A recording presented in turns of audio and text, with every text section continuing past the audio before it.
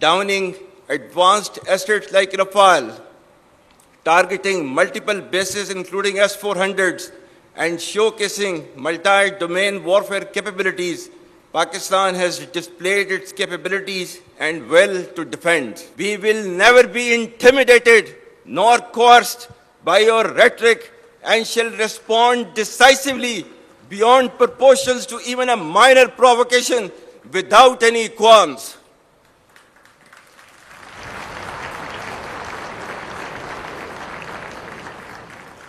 Ladies and gentlemen, ever since the creation of Pakistan, the armed forces with full support of the nation have defended the external and internal frontiers of this great country with unflinching resolve, conviction, and pride.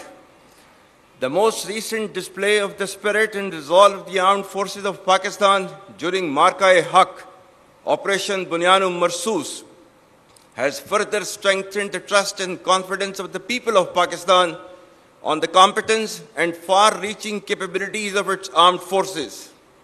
By neutralizing all threats with remarkable professionalism, downing advanced assets like Rafale, targeting multiple bases including S-400s, and showcasing multi-domain warfare capabilities, Pakistan has displayed its capabilities and will to defend.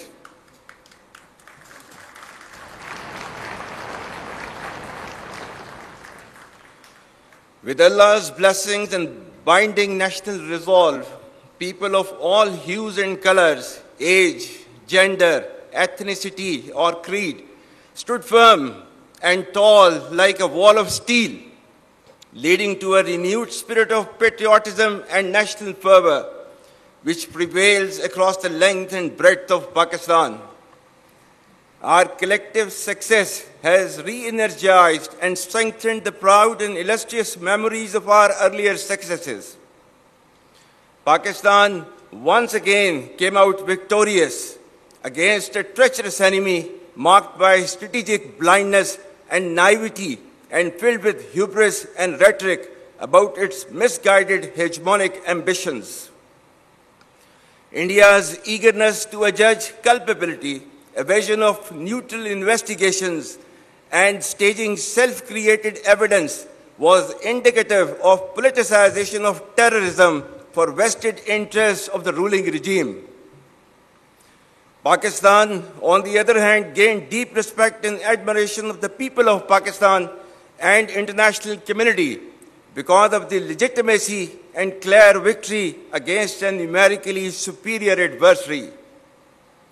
Internally, it has further unified our nation and strengthened our resolve to defend against any threat, whether external or internal.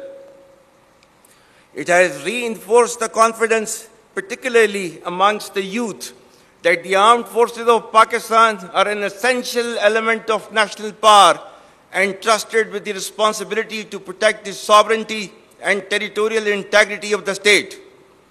Let me assure the nation that with the help and mercies of Allah Almighty and support of people, we will not lose an inch of this sacred land. And from here on, you all shall be contributing to the same cause and great enterprise. I very proudly salute the valor of the people of Pakistan, every soldier, sailor, airman, the brave men, women, children, and elderly who laid their lives during these testing times, and to the Ghazis who fought with utmost conviction to defend the motherland at all cost. The national leadership, bureaucracy, scholars, scientists, media, academia, and most importantly, the youth deserve rich tribute for standing firmly against aggression. Our Shohda, who have sacrificed for the creation and later preservation of this great country, deserve highest recognition. We owe our deepest respect for the martyrs and their families, because of whom we enjoy freedom and independence. You are the heirs of martyrs. Live worthy of their memory. My dear cadets, You should all be absolutely proud of the fact that you are being commissioned in one of the finest armies across the world, which is second to none, respected by all and sundry. This demands your absolute loyalty to Pakistan, to the armed forces, and the sacred task being entrusted onto your shoulders. It warrants highest standards of courage, conviction, discipline, and professionalism. It demands your blood and toil and consistent hardship rise up to the expectations of the people of Pakistan and to the standards commensurate to the trust reposed in you. Remember, our enemies are hell-bent upon driving a wedge between our people and armed forces for their ulterior motives. Let me remind them that the bond between the people and armed forces is unshakable. For you all, nothing should be more sacred than the safety and security of the people of Pakistan, and no duty more binding than the defense of our beloved motherland. Ladies and gentlemen, the defense doctrine of Pakistan is predicated on credible deterrence and perpetual readiness, encompassing the full spectrum of capabilities. As a professional standing army, our conventional prowess through constant doctrinal and technological evolution has been optimized into a dynamic, integrated, and adaptive force. You should all understand the need for intellectual readiness and technological advancements, embrace innovation, lifelong learning, and adaptability to meet modern threats.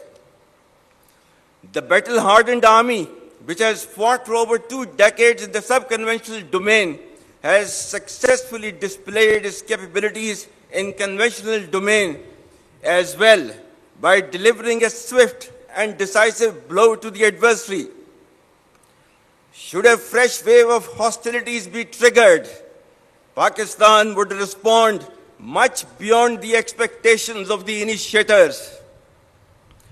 With diminishing distinction between combat and communication zones, the reach and lethality of our weapon systems will shatter the misconceived immunity of India's geographic vastness. The deeply hurting retributive military and economic losses inflicted will be much beyond the imagination and calculations of the perpetrators of chaos and instability. I advise and firmly caution the Indian military leadership that there is no space for war in a nuclearized environment.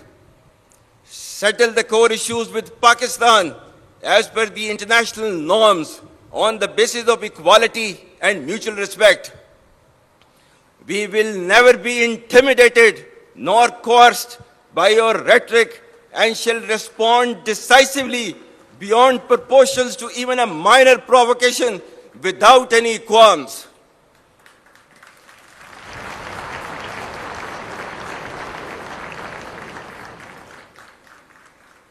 The onus of ensuing escalation, one that may ultimately bear catastrophic consequences for the entire region and beyond, will squarely lie with India. Dear cadets, ladies and gentlemen, the world is witnessing increased fragility and volatility with a discernible shift towards violence as an instrument for attaining political objectives. Amidst the chaos, Pakistan has successfully emerged as a net regional stabilizer in our region. Our relations with key global and regional powers, particularly Muslim countries, have further strengthened.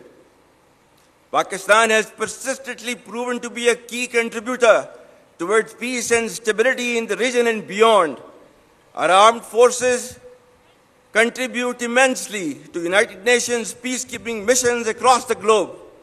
The recent strategic mutual defense agreement with Kingdom of Saudi Arabia is a reinforcement and formalization of Pakistan-Saudi brotherhood and a step towards ensuring peace and stability in the Middle East and South Asia. For people and armed forces of Pakistan, it's a moment of unique pride to reaffirm our faithful commitment to defense of Haramain Sharifan as eternalized by the sublime words of Allama Iqbal, एक हो मुस्लिम हरम की पासबानी के लिए नील के साहिल से लेकर ताबखा के Kashgar.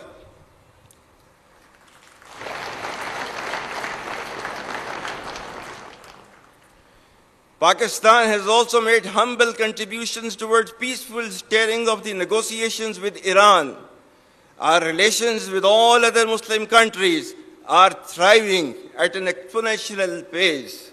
Most significantly, we stand proud of our historic and all-weather strategic cooperative partnership with People's Republic of China. Re-energization of strong and growing relations with the United States of America is an encouraging and welcome development. President Trump's personal efforts and strategic leadership to bring peace to multiple conflict-prone areas of the world are really praiseworthy. We will further nurture these relations with key global and regional players for the interest of peace, security, and development. Ladies and gentlemen, having failed in its belligerence against Pakistan in Operation Marka-e-Haq, India continues with state-sponsored terrorism as a preferred policy. Our adversaries' use of Fitna al-Hind and Fitna al-Khawarij as hired guns exposes its cowering, hypocritical, and heinous face to the world. Equally disconcerting is the use of Afghan soil for terrorism in Pakistan. We urge the people of Afghanistan to choose mutual security over perpetual violence and progress over hardline obscurantism. Taliban regime must rein in the proxies who have sanctuaries in Afghanistan and are using Afghan soil to perpetrate heinous attacks inside Pakistan. The law enforcement agencies and the armed forces, with the support of the brave people of Pakistan, particularly of Khyber Pakhtunkhwa and Balochistan, will surely defeat this menace as well. Be rest assured that, like our victory in the conventional domain, every state proxy of our neighbor will be razed to dust, inshallah.